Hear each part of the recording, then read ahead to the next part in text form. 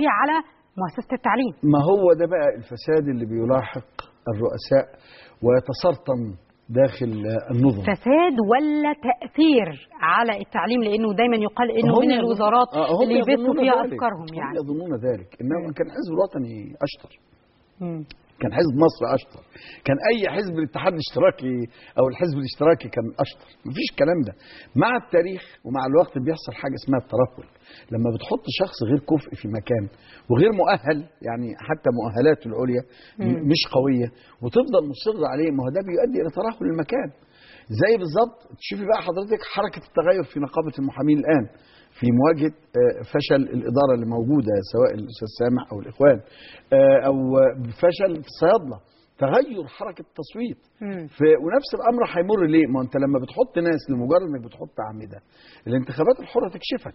من أجل ذلك اضطر الدكتور مرسي إلى إقرار قانون غير دستوري، لأنه بيحقق له ولأنصاره نتائج اللي هي في 30%، مع ان هذا القانون بذاته اللي المحكمه الدستوريه قالت له عليه غير دستوري، اللي هو قانون رقم، اللي هو القانون الخاص بالانتخابات البرلمانيه، اللي يكون فيه 30% تعتمد على راس المال وتعتمد على الانتشار الافقي وما شكل ذلك. تمام. انما هذا القانون بذاته نوع من انواع تزوير المناخ الانتخابي. لما تحط الناس على رؤوس ومفاصل المساله، برضه ده تزوير انتخابي. طب انا بقول الكلام ده يا دكتور مرسي ليه؟ ما انا بقول له الحق نفسك، لانك انت مهما زينت هذا الامر تحط له تطهير القضاء. ما هو حسني مبارك كان بيعمل كده، كان يقول لك قانون تعميق الديمقراطيه، ويروح عامل قانون للنقابات المهنيه يكتفها بيه. هتقعد تقول لي بقى قانون انتخابات برلمانيه بهذه الطريقه. اول برلمان هيجي لو جيب اول تاريخ هيكتب ان انت استخدمت نفس اسلوب حسني مبارك. هو الدكتور مرسي قدامه فرصه انه يغير جاكيته، مش يغير جاكيته الاخوان. انا ماليش دعوه بجاكيته الاخوان، يغير جاكيته، يلبس جاكيته على قد مصر كلها. يعني لازم الناس تبص له من الزاويه دي تلاقيه رئيس مصر، تبص له من الزاويه دي تلاقيه رئيس مصر. لكن يقال حضرتك طول الوقت طول الحوار عايز تستبعد الاخوان، ناس بتقول لك في النهايه هو يا جماعه متربي على السمع والطاعه، وانه من الاقاويل التي يعني تنسب اليه انه راجل طيب جدا، وربما شخصيا لن يرضى عن كل ما يحدث، لكن هو في النهايه ماذا يريد مكتب الارشاد، ماذا يريد اعضاء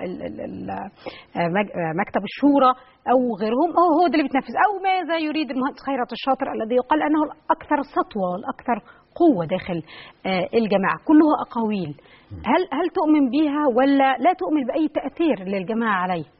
انا ببسط الامور عشان ما حدش يدخلني في الجدل اللي بيضلل الجماهير. يعني يصدر حكم ضد طلعت عبد الله، يقوم بعض الناس يقعدوا يقولوا ايه ازمه النائب العام. يعني مفيش ازمه.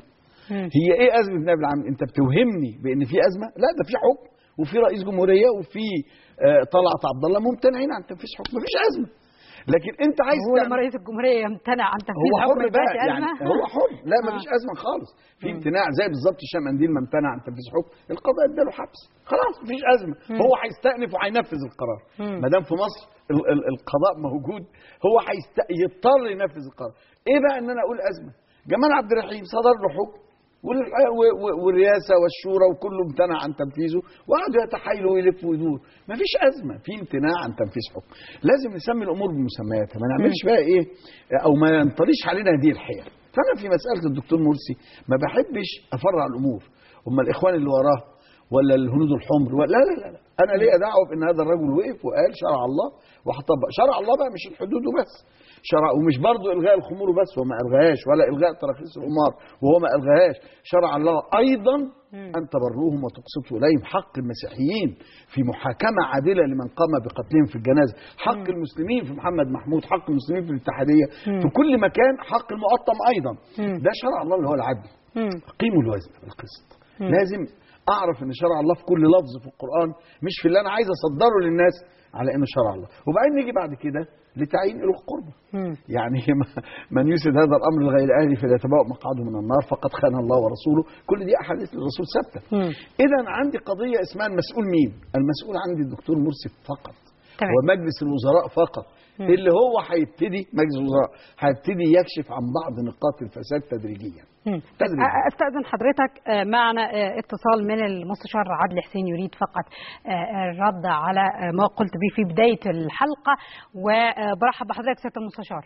اهلا وسهلا استاذه رانيا، اهلا بك. كنا نتحدث في بدايه الحلقه عن انتهاج الدكتور مرسي نفس نهج رئيس